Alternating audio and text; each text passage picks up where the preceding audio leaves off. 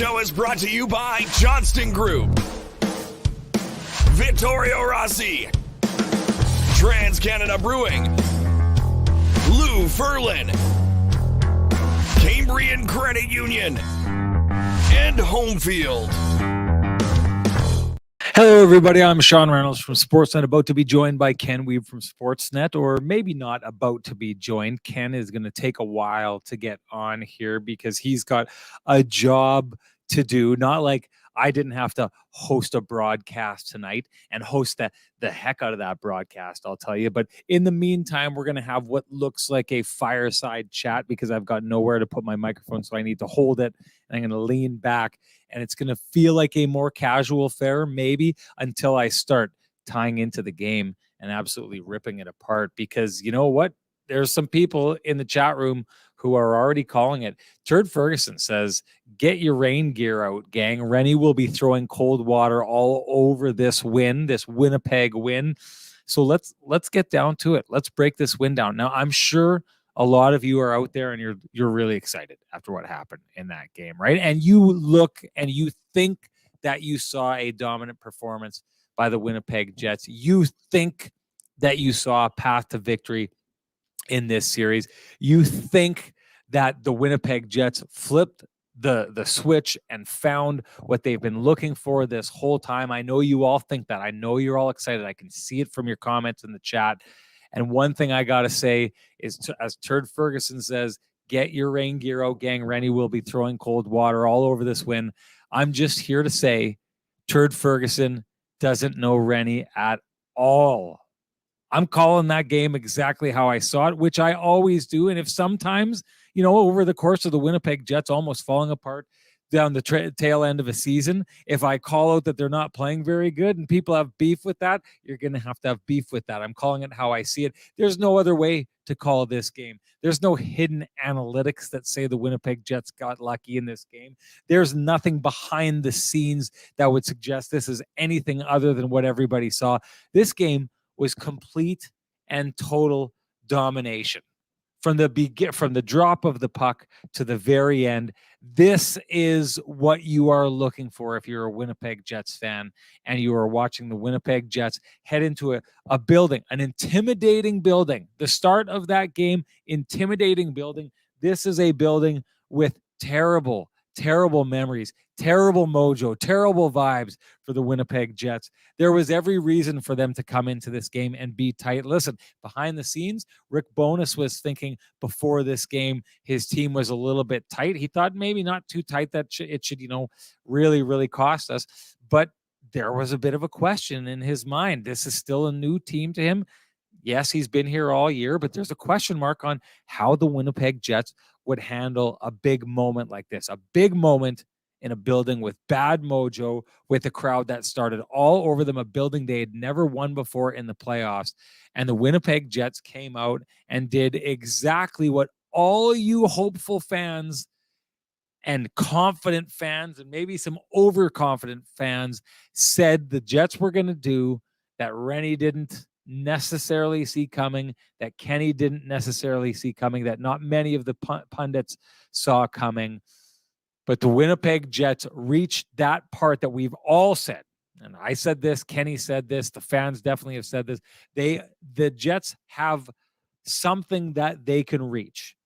And that was what we saw from them tonight. I thought that was the best representation of what the Winnipeg Jets are capable of that we have seen in years from this team.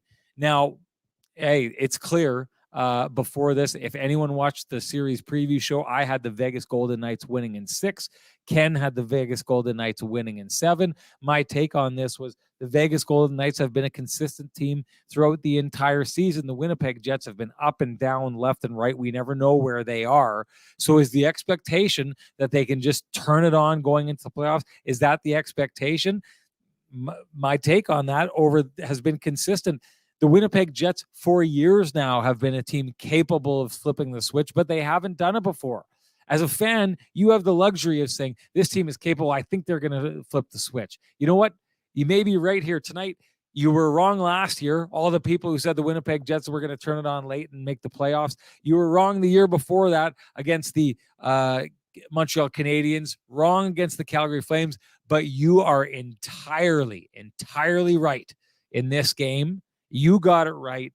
I got it wrong. I always like to come out and point out when I got it wrong. I think it's important to do so because if I say I got it wrong, you know it's true. Not when all these hacks in the chat room are trying to call me out and try and say Renny was wrong. When I tell you I'm wrong, that's when you know I'm wrong. Forget the Turd Fergusons of the world. Forget the Pat Rathwells of the world. You know these people, the T. Wills of the world, the Kenny's water bottles of the world. Forget these people and what they say. When I say I'm wrong, that is most definitely when I'm wrong. And boy, oh boy, was I wrong, because I'll tell you this. I thought the Jets could come out and put up a good performance, but the Winnipeg Jets hit, and it's in the title of this video, the Winnipeg Jets hit the Rick Bowness blueprint, and they hit it on steroids. This was the perfect representation of what the Winnipeg Jets were capable of. How many times did you see the Vegas Golden Knights breaking down ice and have one guy surrounded by 4 Winnipeg Jet players as they tried to get into the zone? How many times did they have to dump the puck and try and chase it, and the player who dumped the puck be the only one chasing the puck because everyone else on their line was tired and was making a change, and that player who dumped the puck and tried to chase the puck got held up by 2 players and couldn't even come close to reaching the Winnipeg Jets defender who'd gone back to pick the puck back up. This was the Winnipeg Jets not allowing a sniff to the Vegas Golden Knights.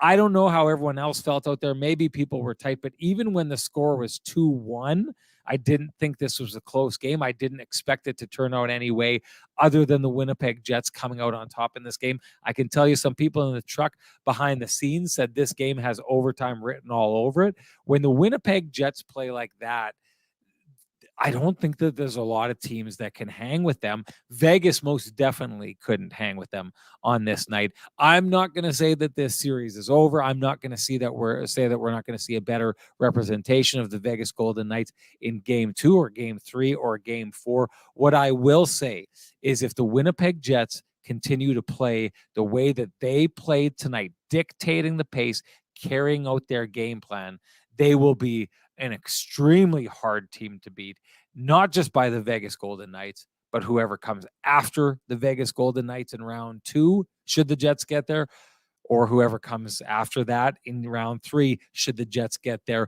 We've talked about a game that you could believe in. I've talked about down the stretch, the idea of the Jets getting to a place that a game is sustainable. That right there is sustainable. That is exactly what the Winnipeg Jets wanted to do. It's what they were asked to do by their head coach, and they went out and did it. This is cause and effect at its finest. Get your big, giant Winnipeg Jets foam hands out and give a big, giant round of applause to the Winnipeg Jets, because someone said it earlier in the chat room. I think that was the best game we've seen from the Winnipeg Jets this entire season, and what amazing timing for them to come up with that kind of performance in the first game of the playoffs. We'll see if they can carry it into the second. I'm going to change things up a little bit. I'm going to talk about something that the people are picking up in the audience. First of all, Tyler Sattler says, that was a funny question for Doobie, Renny, trying to rattle the opposition's goalie and the strategy behind it. Do you think he was annoyed by the question? I couldn't tell from his memory lapse. So I don't think that he was rattled by the question. What Tyler Sattler is talking about here is the post-game interview with Pierre-Luc Dubois. I had asked him about the fact that he scores on Laurent Brossoit, and then he chirps him. And I point out the fact that not long ago against the Calgary Flames, he also, after the Jets got scored on, skated the entire length of the ice to go and chirp Jacob Markstrom. We had a long conversation about it, about the idea of him chirping the goaltender. I don't think that. Here's the reason why. What you aren't seeing on camera is behind the scenes, one of our crews holding a television monitor in which we are playing and replaying the goal, and Pierre-Luc Dubois is seeing himself in the camera, showing him chirping the goaltender, him saying that he doesn't remember the play while he is watching the play unfold in front of him is essentially the joke that was happening in that moment. I thought it was funny. It made for a fun moment of levity in the broadcast. Even in the interviews, Adam Lowry in the first period, Pierre-Luc Dubois after the game, there is nothing that the Winnipeg Jets didn't do to knock it out of the park tonight. Hey, I want to give a shout out to the Winnipeg Jets PR, who did a phenomenal job of getting us everyone we wanted to talk to tonight. We were working alongside ESPN in that. Linda Cohn and I were in the corner throwing elbows at each other for the opening there tonight. It was a rowdy night. It was a crazy night for the Winnipeg Jets PR, trying to get everything to come together with our broadcast and, of course, the ESPN broadcast. And then you've got CJOB and the players they need to talk to. Hats off. Big round of applause. I don't know that I've ever done this on the show before. This is definitely earned in this time. The Winnipeg Jets PR staff absolutely knocked it out of the park tonight. There was not one cog in the wheel of the Winnipeg Jets that was not firing on all cylinders tonight, including the doctor, the plastic surgeon who administered the stitches tonight to one Morgan Barron. This was an impressive performance by everybody across the line. And I just wanted to make sure that I pointed something out here. Where is it? Where do I have it? Oh, Russell Owen saying that I said about Pierre-Luc Dubois that he should never do that again. As far as chirping the goaltender. Come on, Russ. This is a wake-up moment for you. I know, Russ, we see each other a lot. You got to get your stuff together. You can't be going around trying to misrepresent Renny. I absolutely love the idea that he does this. I don't love the idea from an other team side of this. This is what I said about Ken, or said to Ken when we had this conversation, that if a player is doing this and it doesn't get stepped up, he's just going to keep doing it and doing it over again. This is an example of what I was talking to. If Pierre-Luc Dubois is going to go out and chirp the other team's goaltender and the team's not going to do anything about it, he's going to keep doing it. Why would he not? I'm just saying, as a team, they shouldn't be allowing this. To me, this is a step of the Vegas Golden Knights falling down in this game. Not only do they get whumped by the Jets, but they lose to the cerebral assassin in this regard and allow their goaltender. And geez, the goaltending situation of the Vegas Golden Knights, it's tentative as is. Never mind allowing a star from the other team to try and get into your goaltender's head. You can't let that happen if you are the Vegas Golden Knights. But if you're the Winnipeg Jets, you do that over and over and over again. If you are not the Winnipeg Jets, someone is out there saying this man must be stopped. But if you're the Winnipeg Jets, you do this as many times as you can, as often as you can. Pierre-Luc Dubois, a huge reason for the Jets' victory tonight. We will get into him. But before we do that, the man, the myth, the legend is ready. The man with the best music in the business. Here comes Kenny.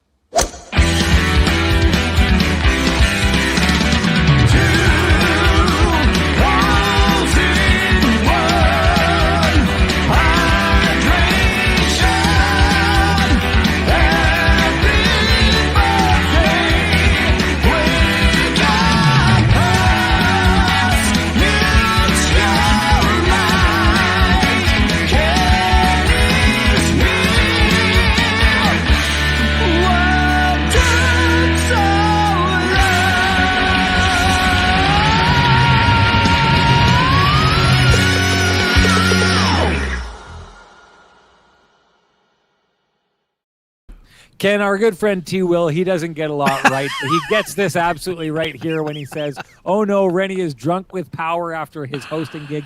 Kenny straighten him out.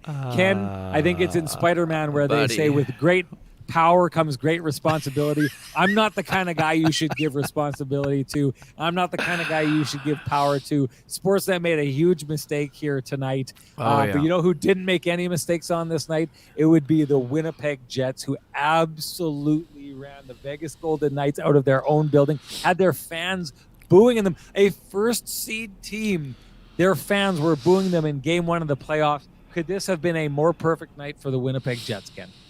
Yeah, pretty impressive, Sean. But before we go there, I just want to be among the many of the masses, just sending some congratulations your way. Good job, buddy. Super happy for you. I know you're keeping it together better than I did after my first Hockey Night in Canada appearance. I know you've been on the show plenty, but hosting for the first time, love the fact that our friends on the desk were both supporting you and chirping you at the same time, and that's something that I wouldn't have it any other way. Exactly. It's the only way. Hate is the way I feel love. When people hate me, that's when I feel appreciated. So we got that from BXO tonight, no doubt. Yeah, love that very much, and just awesome stuff all around. And what a great blazer that is as well. Thank you very much. We're both rocking the Vittorio Rossi specials here this evening. Well, might as well give them a shout out while we're at it. If you want to look like Kenny and Renny, you know exactly what you have to do. You know exactly where you have to go. Head on down to Corden Avenue. Go see Frankie and the boys at Vittorio Rossi. They will do you up right. Make sure you tell them Kenny and Renny sent you. I'll tell you this. It's hard to stand out in Vegas, but I had 2 or 3 people talk to me about the blazer, giving me the thumbs up. That's the power of Frankie and the boys. They can take a no one like me and make you stand out in the hardest areas to stand out. You got to head down and let them take a crack at you. Good stuff. Ken, get to the game. Buddy, you know how much I like to go to the buffet. So to stop there first, that just tells you how I feel about things. So yeah, right on. Hey, in terms of this game, man, if you were Rick Bowness and you wrote up the game plan, you're looking at your card right now and seeing a hell of a lot of check marks on the card. I do think that the Jets' puck management was pretty poor in the first period, quite frankly, in terms of the scoring chances allowed. I know the volume was not high, but that chance that Brett Howden had on the doorstep was absolutely ridiculous. There was another turnover that led to a good chance as well, but Connor Hellebuck was not busy, but when he was at work, he had to make a couple of big saves. At the same time, I thought the Jets were they did an awesome job of dictating the pace of play, Sean. We thought that early on, the Vegas Golden Knights did a great job. There were a bunch of big bruising hits. Actually had a big hit on Adam Lowry. He had a hit on Mark Scheifele. But the Jets did a good job of dictating the tempo and dictating the pace of play, and they honestly, in a lot of ways, kind of imposed their will on the Vegas Golden Knights, and that they did not have a lot of answers. And, outside of one early chance, we talked a lot about Jack Eichel in his first playoff appearance. It was a pretty quiet game for him, I thought. We know Mark Stone had played for the first time in a long time, and like we talked about yesterday, what I saw with my own eyes at the practice facility in here on Saturday, Mark Stone is going to need to get his conditioning up. I mean, which is what is natural for anyone who's gone through what he's gone through. Do I expect the Golden Knights to go away quietly? Absolutely not. But the Winnipeg Jets did all the things they needed to do. I thought that Pierre-Luc Dubois, the cerebral assassin, was absolutely on fire in this game. He was physically engaged. He had 8 hits by the end of the night. I thought Kyle Connor, who was a guy, Sean, we talked about this a lot. Kyle Connor needed to get going in this series, and that shot, that's vintage Kyle Connor. He takes the pass and absolutely buries it. Blake Wheeler is a guy who has been under some scrutiny for quite some time, and there he is scoring an insurance marker, setting up the game winner, adding another assist on the empty netter. I mean, that's something that the Jets needed in a game where Nikolai Ehlers was unavailable and remains day-to-day with that upper body injury. In terms of the Jets' defense core, I thought it was an interesting game on a lot of fronts. I think the group as a whole played well. And Dylan Sandberg, I thought, Sean, was fantastic in this game. A lot of very calm plays under duress. I thought he moved his feet really well. Really effective on the penalty kill that finished 3 for 3. A little bit of physical play. That's a guy who doesn't show up on the score sheet, Sean, but it was an impressive game by him. I thought it was very important for that group on that third pairing. And I mean, Morgan Barron coming back from 75-plus stitches is absolutely ridiculous. I thought he was so effective in the game. He was skating so well. He had 5 hits in the game, got nosed for the net, not afraid whatsoever. Didn't worry at all about being tentative out there playing with the bubble. just an awesome, performance by Morgan Barron. Adam Lowry was great in this game. Mason Appleton was flying. It's tough to find a weak link for the Winnipeg Jets on this night. They were absolutely impressive. Their goaltender was steady, and their offense exploded for 5 goals against Laurent Brossoit in his first Stanley Cup playoff start. And naturally, we're going to be wondering about how long the leash is after a 5-goal performance. I mean, let's not forget that's his first regulation loss in 11 starts. But, I mean, if you're Bruce Cassidy, honestly, how long is the leash for Laurent Brossoit? I'm not saying, I don't think there were really, I'm not blaming goaltending in this one. They got nothing accomplished offensively. But, I mean, we just don't know how long they're going to stick with Brossoit. So I expect him to play game 2, but, I mean, we'll see from there. So I would suggest, and I don't know what they're going to do. I don't know what Cassidy's thoughts are on this, but if they're trying to blame or pin this on, and I know you're not saying that, if they're trying to blame or pin this or thinking that a goaltender change would have had any kind of effect on the outcome tonight, they are absolutely dreaming. Laurent Brossoit, I actually thought played extremely well in this game.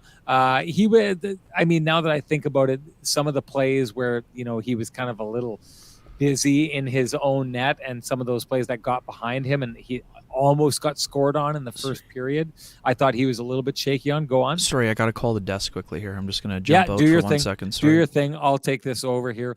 I just thought with Laurent Brossoit, a lot of those goals that happened, I don't pin those on him. I take a look at that, especially the Lowry goal at the end of the game. The Blake Wheeler one is maybe a little bit soft, but that Blake Wheeler goal happens because Nemesnikov is in the kitchen of the goaltender, getting the job done. They're creating that confusion that often affects goaltenders. That's how you get to a goaltender in a situation like that. The Jets got to the goaltender. They got shots on the goaltender. They got Pierre-Luc Dubois to the goaltender to chirp him and talk with him.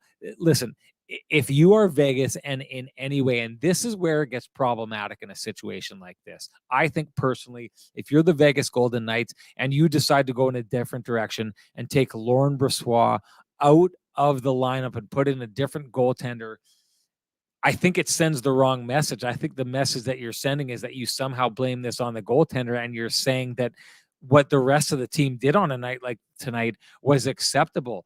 I don't think it was. The Vegas Golden Knights got run out of the rink by the Winnipeg Jets players. Think about this. This is a team that is known to be one of the best, if not the best, third period comeback teams in the NHL. Well, the Vegas Golden Knights got 2 shots in the third period, and the Winnipeg Jets got 3 goals in the third period. This is not close.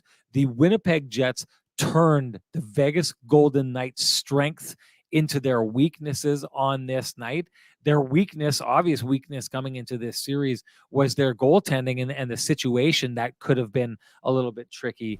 But any indication from the Vegas Golden Knights going forward that they want to take and turn this into a thing where Laurent Brossoit was the fault on this night, or even, and I get this kind of mindset, but even the idea of putting in a different goaltender because your team will get a different response out of their goaltender.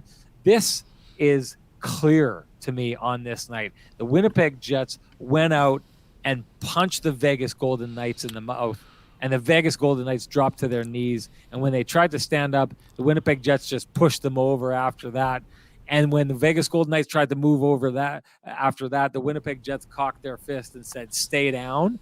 And the Vegas Golden Knights stayed down in the third period of this game. This was a good old-fashioned butt whipping, and the goaltending for the Vegas Golden Knights and Laurent Brossoit had absolutely nothing to do with it. That's my take. Yeah, right on. Sorry about that. Just had a little bit no problem. Hey, Ken, let's get yeah, no problem. Let's get to the Lamplighter. What do you got? It's got to be I mean, there's lots of options, but to me, it's the Dubois goal, just because the Jets had just scored.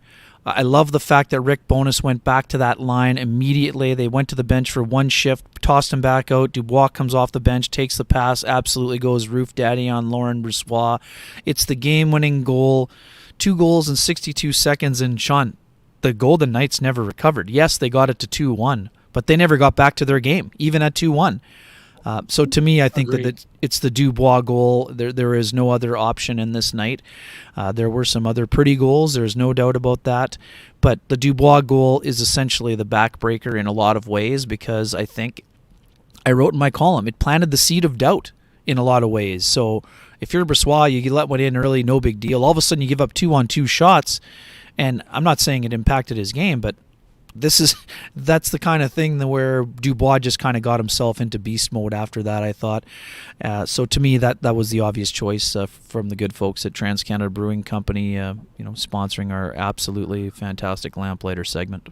I've got absolutely no beef with that at all. I 100% agree that the Lamplighter on this night should go to Pierre-Luc Dubois, not just because of the goal, which was a great goal, not just because of the timing of it, which I think broke the back of the Vegas Golden Knights, and they never really recovered in that game.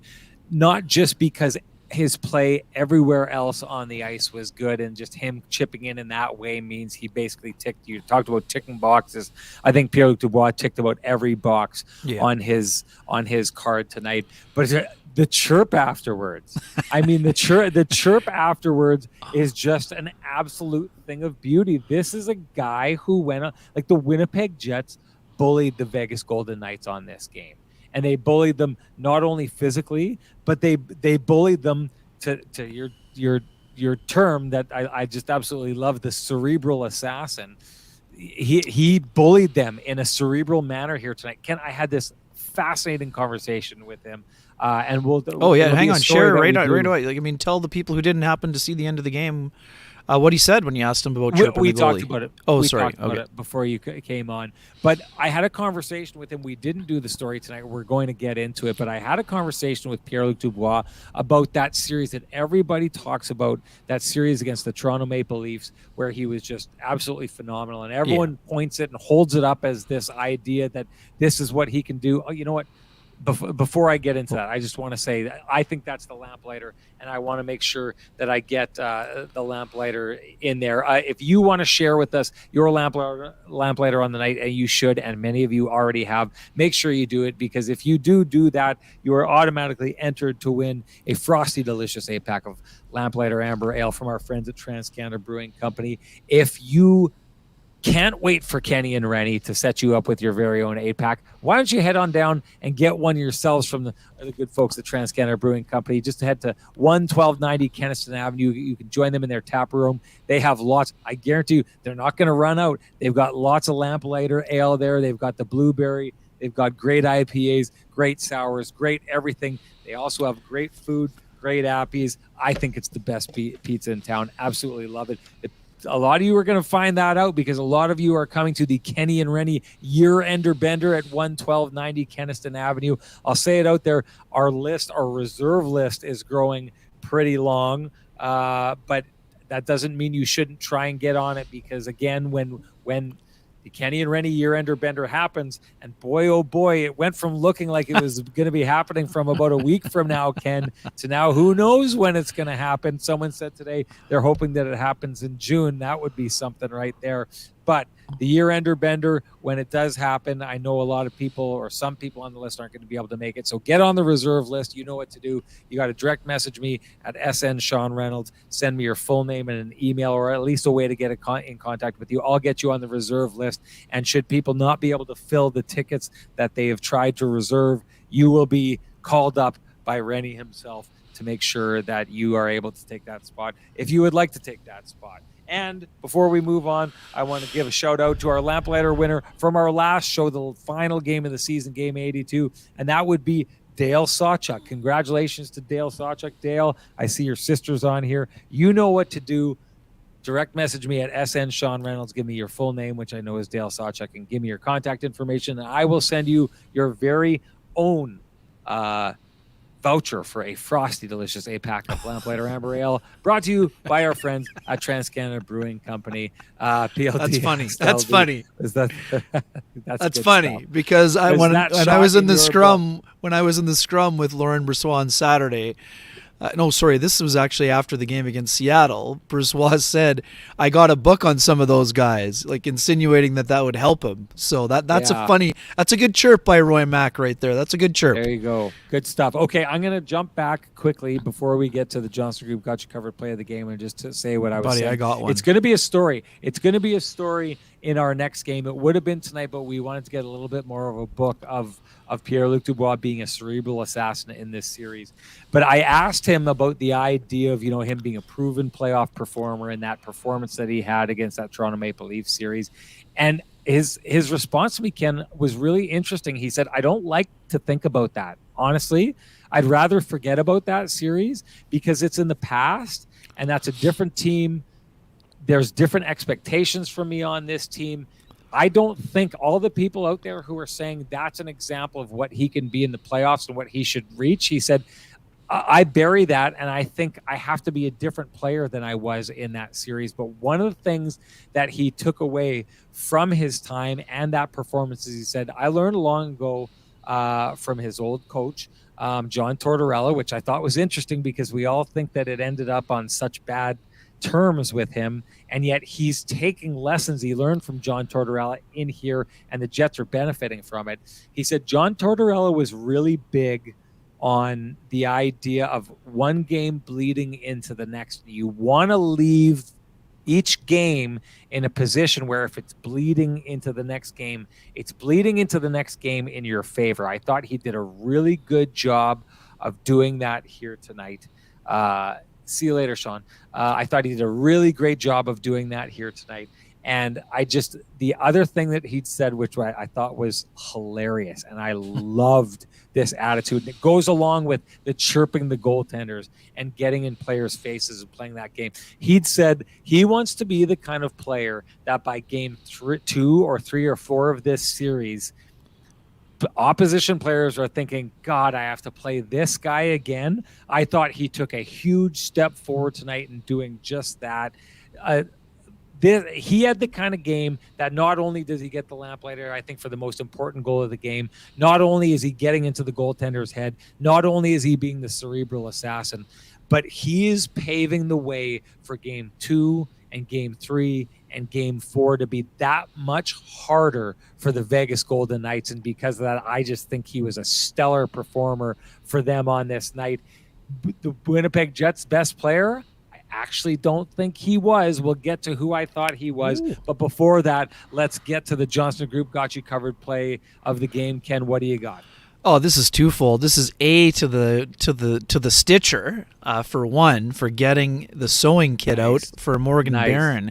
I've got info on that too. And for 2, Morgan Barron, absolutely coming out with just a brilliant performance, coming back from that type of injury. And it's funny, he was asked in the scrum, Sean, about what he was thinking of as the play was happening, and he's going to the net, they're all crashing the crease, and all of a sudden you're going down to the ground and your head is going towards the goaltender's skate. He's thinking about the puck going in, and then all of a sudden, then his next reaction is, "Don't worry, oh, thank God I can see." So good on him. He shared a little nugget there too that he let his girlfriend and his parents know that he was okay when he was in the room getting stitched up. So the beauty of technology in that situation, that's got to be an incredibly frightening time for a parent. But he was able to get through it and ease their pain for sure. And obviously him coming back, Rick Bowness laughed. He says all of a sudden Morgan's standing beside him and said, "Hey, I'm ready. He's like, "You want to take a couple laps during the stoppage?" "No, put me on the ice." So love that. I mean, what a great performance. We saw it in there, Sean, in the room after, in the jubilation. Almost every single player who walked by the scrum that Morgan Barron was in was giving him some kind of positive reinforcement.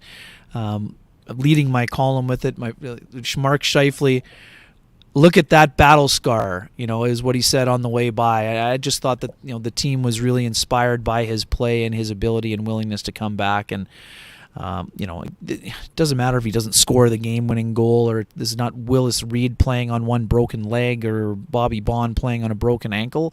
But if you take 75-plus zippers and come back into the game, that's a pretty impressive performance. And it's not like he was playing on the periphery. I thought he had an awesome game overall, and that's why I'm giving him the We've Got You Covered play of the game, sponsored by the good folks, the OGs, the Johnston Group. I've got no beef with that. Absolutely nailed it, Kenny. And you mentioned them, the Kenny and Renny OGs, the Johnston Group. You won't find two businesses with the same challenges, but you will find 30,000 businesses with Chambers Plan employee benefits proudly administered by our friends at Johnston Group. Chambers Plan is Canada's #1 plan for employee benefits because it evolves with the way you work and live. The plan is run as a not-for-profit designed specifically to support small businesses, and its unique pooling strategy keeps rates stable so you won't have any surprises at your next renewal. Chambers Plan now comes with professional consulting on key financial, legal, and HR issues, and Teledoc telemedicine services are included with every health option. See how Chambers Plan can benefit your business by visiting chamberplan.ca. Ken, just a little bit of behind-the-scenes stuff that I can bring to the audience here in regards to the stitching situation there. I was surprised there wasn't as much blood. Apparently, the higher up that you go on the forehead that you get cut, there's more likely to be more blood. That's why you'll see when guys get cut in the hairline, you'll get it's the old wrestler thing, right? You get cut in the hairline and all of a sudden there's blood all over your face. And I think it has something to do with the idea that when you're out playing hockey or playing a sport or exerting yourself, that the majority of the blood is in your muscles and not towards the skin. So there's certain areas that don't require as much blood. So I was surprised he wasn't as bleeding as much as he was in getting dinged for 75 stitches. Someone had asked earlier on who counts the stitches. Well, it's the doctor. Right. And I can tell you in this case, the doctor who did stitch him up was a plastic surgeon. So a lot of times what you see when it comes to those 75 stitches, what we think of as stitches, Ken, and what schlubs like us got stitched up in the old days. I've got stitched up about 9 times, I think, in my hockey career. Those stitches usually are, but if it's an inch, I think it's about, like 5, 6, 7 stitches if you've got an inch wide cut or something like that. So I think we're all thinking you're doing that. These guys are getting stitched up by a doctor who is a plastic surgeon who is going to try and make it so maybe, just maybe, once it heals, you never see this cut again. So those are like very, very tiny stitches that go in certain ways.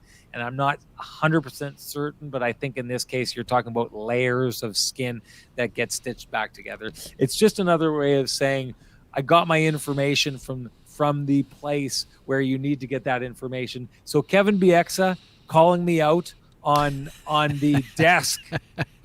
If you're listening, Kevin Bieksa, Rennie's got beef with you. And when Rennie's got beef with you, Kenny's got beef with you. And he's a bulldog you don't want on your case. So maybe back down a little bit, Kevin Bieksa. That's all I got to say to the Juice, who threw a couple high fastballs towards Rennie's chin tonight. Apparently, I didn't get to hear the shows. Apparently Ron McLean was going to bat for me, and then Elliot jumped right back on and jumped on.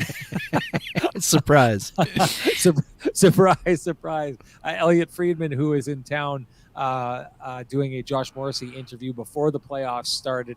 And I'll tell you this, boy, oh boy, what a classy representative for Sportsnet. For the people out there, I don't know how many of you were watching, but the people out there, I went and I saw Elliot. For those of you who got to see Elliot on the night he was out in Winnipeg, he is a absolutely first-class, top-notch human being who went out and just did a really good job of meeting and interacting with fans. He is one of those guys like you, Ken, that I'm very proud to call a colleague, and proud in the way that they represent us and Sportsnet when they are out. Absolutely gem human beings. Okay, I'm going to move on to the player that I was saying that I actually think had the best game for the Winnipeg Jets tonight. That's going to be Adam Lowry. And what I take away from Adam Lowry tonight is, we talked about it on the podcast before.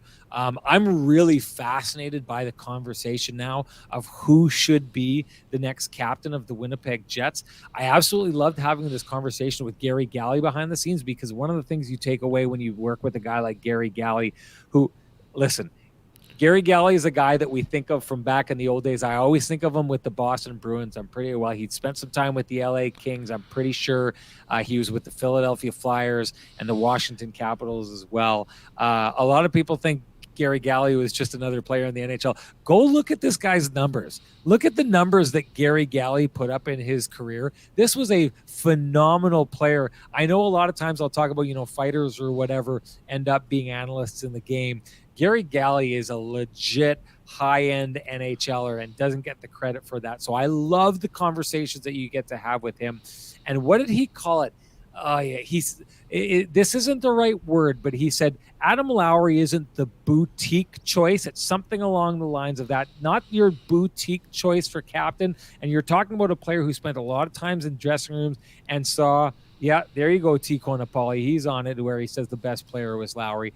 But what I loved about having this conversation with Gary Galley is he's been through the NHL. He's been a leader in the NHL. He's been through a lot of different teams, a lot of really good teams, and he's seen all kinds of different captains.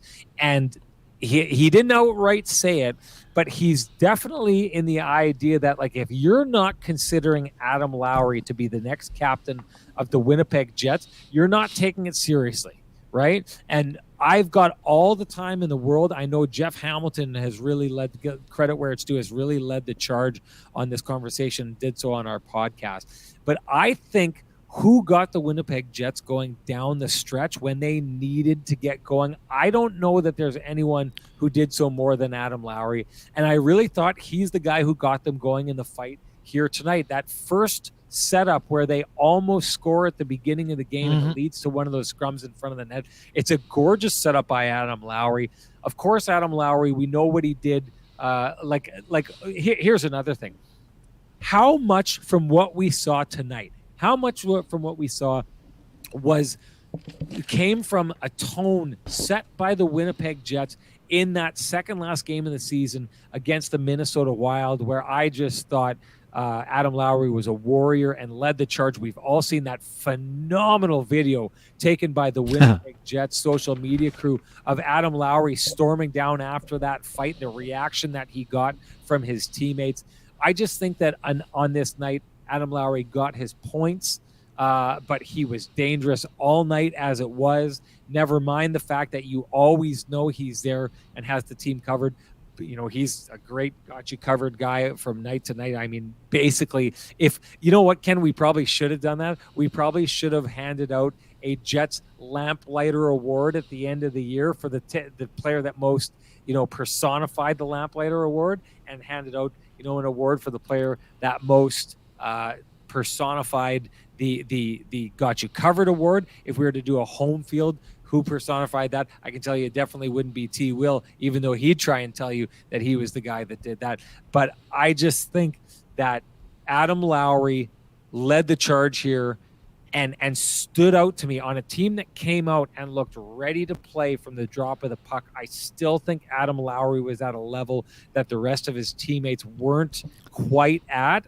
And when you get to follow a guy like that, I think he's deserving of consideration for captaincy. Adam Lowry went on a heater at the end of the season, and he picked up right where he left off right here in this first game of the playoffs. Yeah, he was unbelievable. And Sean, guess what?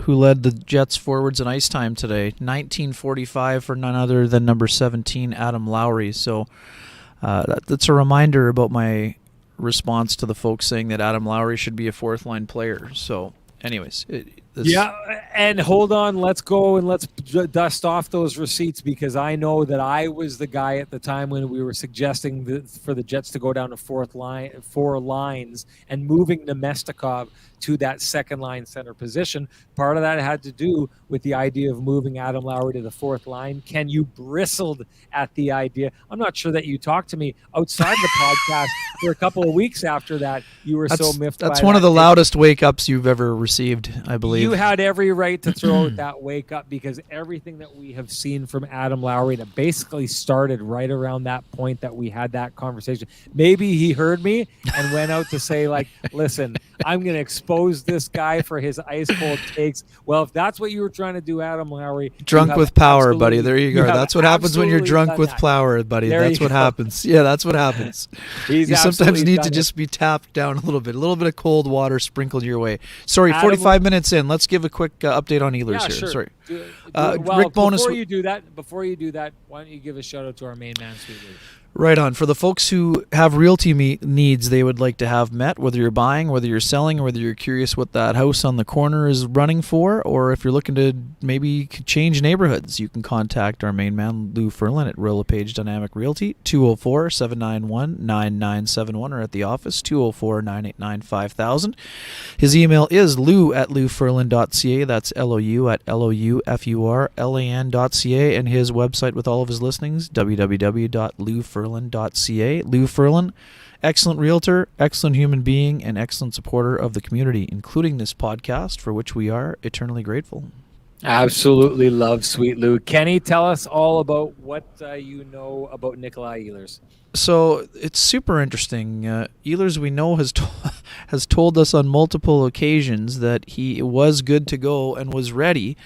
And Rick Bowness continued to say game time decision, and the majority of us in the media thought, well, this is just gamesmanship, right? This has got to be a coach saying that he's just not ready. So the only small hint from the other day at practice was that Ehlers skipped one rotation of power play 1, where Blake Wheeler went with them, but Ehlers was talking with athletic therapist Rob Millette. So I figured this was just it wasn't a smoke screen. It was just one thing. Then Ehlers took the rest of the reps, and Ehlers took the reps on his line.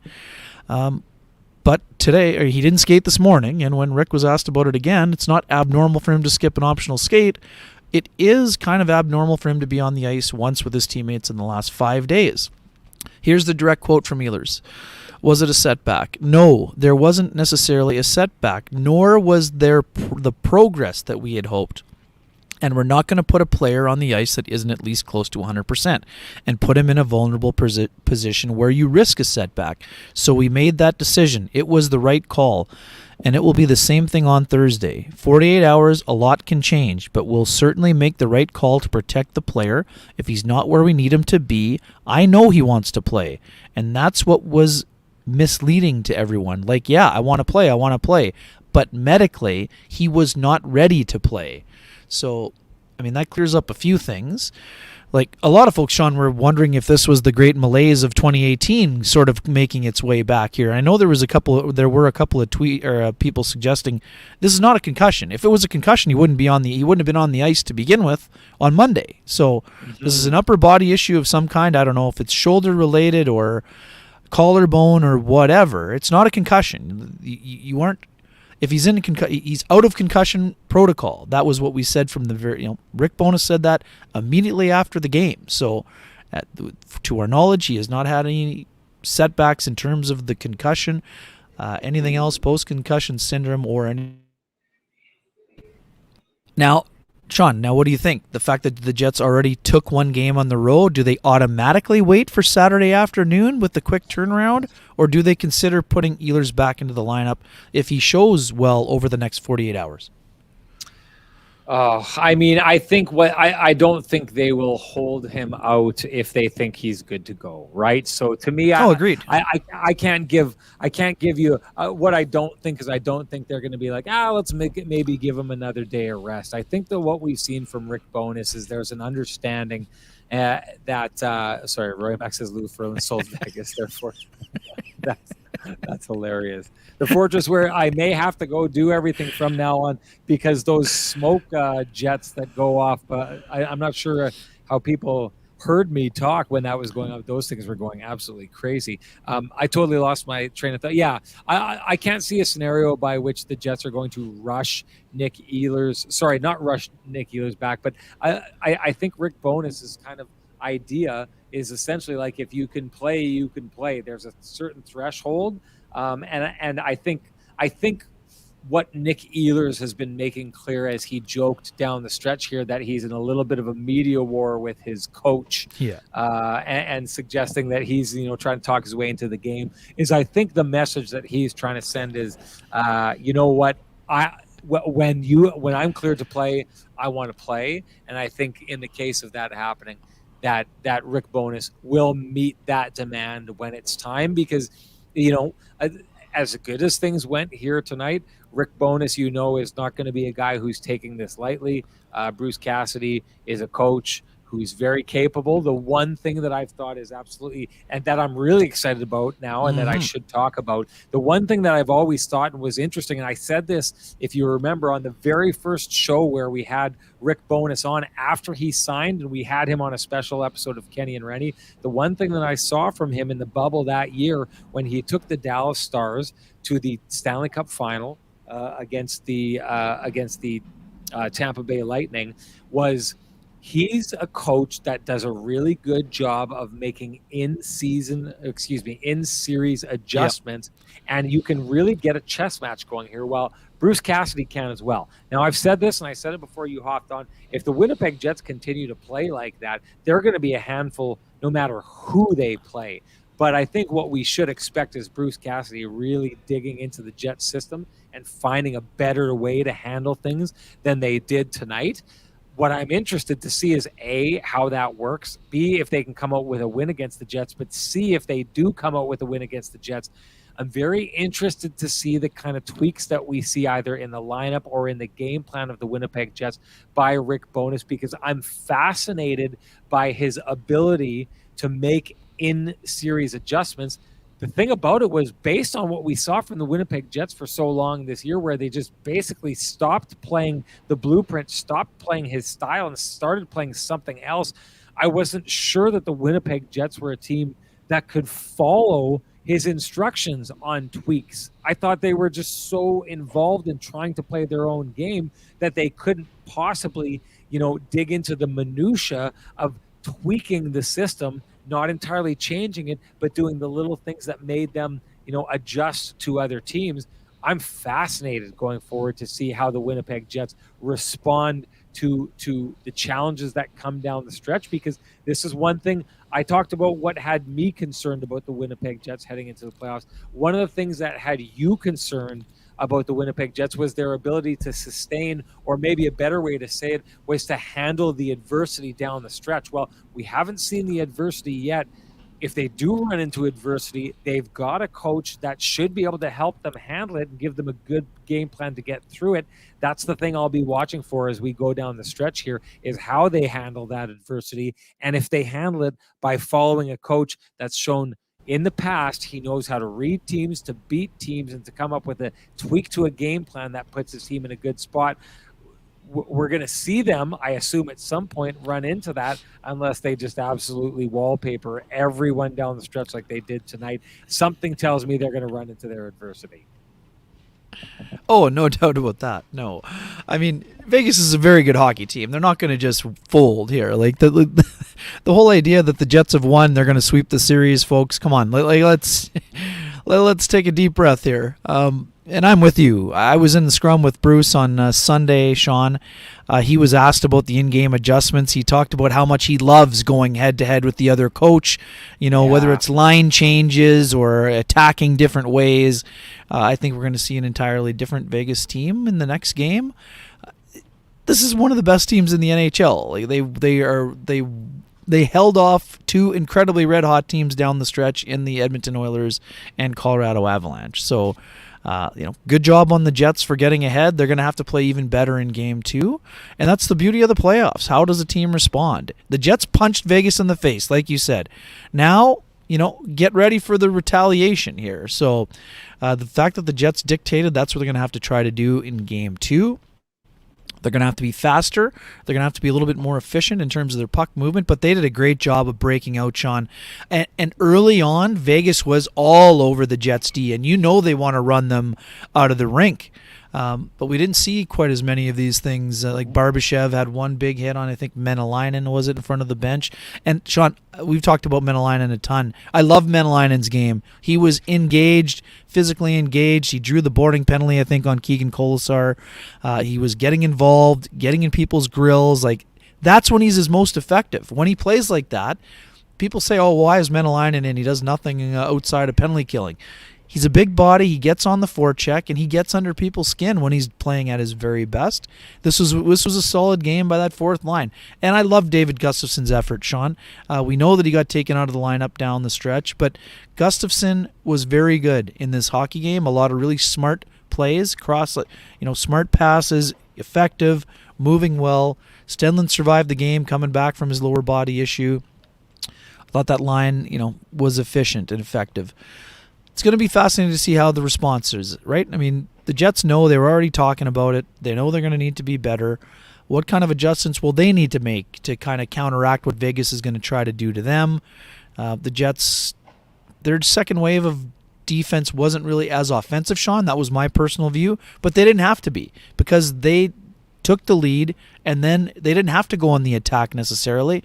But I'm with you. I love the fact that they didn't sit back when they got a lead. They never sat back. He did the job. They did the job really effectively, and now we're going to see what happens next.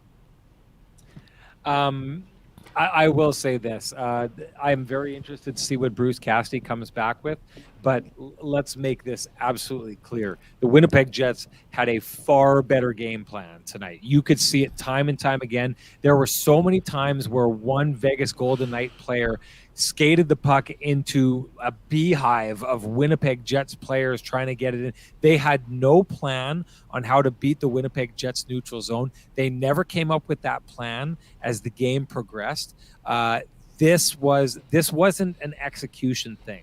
The Winnipeg Jets blueprint blew apart the Vegas Golden Knights blueprint on this night.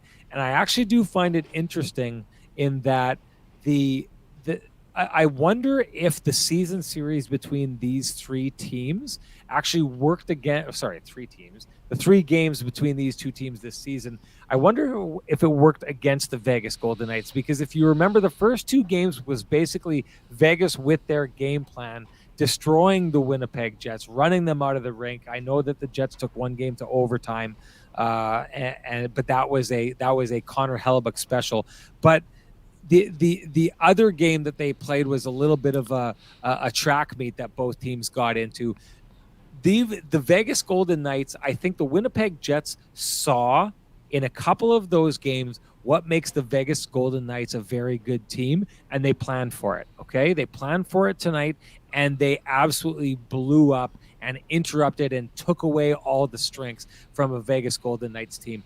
I don't think – now, we've seen a version of this Winnipeg Jets team tonight before. It's the games that go back through all the Kenny and Renny shows and the nights where we talk about it and say they hit the blueprint tonight. This was that night, like I said, on steroids. But we've seen this game plan before from the Winnipeg Jets. Now, maybe the Vegas Golden Knights saw it in tape, right? Maybe they saw a couple of video sessions, but they never saw it or played against it on the ice because the Winnipeg Jets never came close to achieving their blueprint in any of their games against the Vegas Golden Knights. And I wonder if that caught the Vegas Golden Knights and maybe even Bruce Cassidy and his coaching staff off guard, because this is one of these things, and it was my hit into the Toronto Maple Leafs show earlier in the game. We know what to expect from the Vegas Golden Knights coming into this series. You don't necessarily know what to expect from the Winnipeg Jets coming into this series. And I'm going to tell you something, Ken. This is a little behind the scenes stuff. I'm not going to name names, but I spent some time in the Vegas Golden Knights dressing room, and I can tell you by the comments that they said to me about the Winnipeg Jets, they did not expect this at all. I don't think they thought the Jets were a team that was capable of playing like this. I think they were surprised by this, and I don't think you get surprised by this if the Jets had come anywhere near to pulling the Rick Bowness blueprint against them in the regular season. This, I think, is one of those situations where the Jets did not have good efforts against the Vegas Golden Knights earlier in this season. The Jets never showed them their best, so they couldn't really prepare for the Jets' best. I think that the Vegas Golden Knights showed the Winnipeg Jets what they do best, and it allowed the Jets to plan for them, and it worked in their favor tonight. We're going to have to see if the Vegas Golden Knights can turn the tide and come up with a better game plan, because their game plan got pumped by the Rick Bowness blueprint on this night. Ken, you have anything to say before I do the Dig Deeper award? Yes, I do. We've gone a lot of time here without mentioning Mark Scheifele. I thought Scheifele was highly engaged in this game as well. 3 hits on the score sheet. I thought he was skating well. He had an unreal toe drag where Brossoit made a really good save in the first period. Yes. Loved his game. I thought that line was excellent, but I know we talked a lot about Dubois earlier for good reason and Kyle Connor for scoring, but I thought that's the kind of hockey that Mark needs to play in order to have an impact on this series. Had a good chat with Mark after practice on Monday. He was very eager. We know that was his first game since the Jake Evans suspension in the playoffs. He was very eager to have an impact in this series, and he got off to a good start here. And I think he can even play at a higher level, and that's something that that line was excellent for the Jets, but I think they can play even better, and that's a scary proposition for the Jets, for their opposition, because, like you said, that Lowry line carried the mail in a lot of ways in terms of how they played, especially defensively, keeping those guys in check, especially after Cassidy went to Stevenson, Stone, and Eichel for a stretch. But the Jets' top line was going to need to go, and they did a great job. And I know you highlighted one of the comments. I thought Nemesnikov was excellent in this game, too, with Ehlers and Niederreiter. Once again, we've talked about how the Jets' dynamic up front has been changed with Niederreiter and Nemesnikov. Two physical guys in a series against one of the heaviest teams in the NHL. Those two guys were very active in this game as well. Yeah. One last thing I'll say. We talked about this before, that when the Winnipeg Jets are doing well, all four lines look the same. That was a night. All four lines looked the same. They did the right things right and let their talent kind of separate them. Again, they keep doing that. It's just the thing, I think. Bruce Cassidy, he can come in with his game plan. If the Winnipeg Jets keep playing like that and bring that style, they are going to be extremely hard to beat. Okay, let's get down to it. It is time to throw a spotlight on the comments and choose a standout for the Home Field Dig Deeper Award. And I am going to pick on this night Robert Sutton. I really like this comment. He says, it's nice to see Helly taking a night off while the offense went to work in all three periods. Hats off to Barron. 75 for 75. Good reasons to stomp Vegas. I like this comment, and the reason I like it is because the Winnipeg Jets did what I've said they should be doing time and time again. Show appreciation to Connor Hellebuyck for all those times that he saves this team, that he keeps them in games, that he outright steals games. This is a night where, against a team that, like we were saying in the broadcast, has been better than any other team in the NHL at coming back and winning games in the third period, allowing just 2 shots on goal. Connor Hellebuyck didn't need to be spectacular in this game. Connor Hellebuyck didn't even need to be replacement level in this game. Connor Hellebuyck didn't even need to be a bad NHL goaltender. The Winnipeg Jets took care of Connor Hellebuyck on this night. Not that he needs it, but he deserves it. It's kind of like the rant I went on, Ken, when I was talking about Jets ownership with season ticket holders, and how just because his season ticket holders are phenomenal fans that don't need to be spoiled in order to end up in the building, that doesn't mean you don't spoil really good fans. Well, Connor Hellebuyck doesn't need the Winnipeg Jets spoiling them and not letting any shots on net, but it doesn't mean that they shouldn't be doing that to show appreciation for him every once in a while. So Robert Sutton absolutely nails it here. Thank you, Robert Sutton, for your winning comment. And just like Robert Sutton, Home Field is always going to dig deeper to find the best marketing solution for your company. Find out how at myhomefield.ca. Ken, great job tonight. Chat room, you rocked it as usual. And I just want to say what I always end this show with. If you appreciate the conversations happening in these spaces, please appreciate our sponsors who fight to keep these conversations going in these spaces for us. That's Vittorio Rossi, TransCanada Brewing Company, the Johnston Group, Sweet Lou Ferlin, and of course, Home Field. Thank you so much to them. Thank you so much to you all. We will see you again after Thursday. Will we be talking about another Jets dominating performance? Will we be talking about a 1-1 tied series? I don't know what we're going to be talking about, Ken. I could tell you this. I can't wait to do it. We should go out. And we should, I hear there's this place called The Strip. Maybe you and I should meet up there. Let's see what we can do with it. The rest of you, enjoy your night. We will talk to you after the game on Thursday. Thank you so much for tuning in. The Kenny and Renny Show is brought to you by Home Field, Cambrian Credit Union, Lou Ferlin, TransCanada Brewing, Vittorio Rossi, and Johnston Group.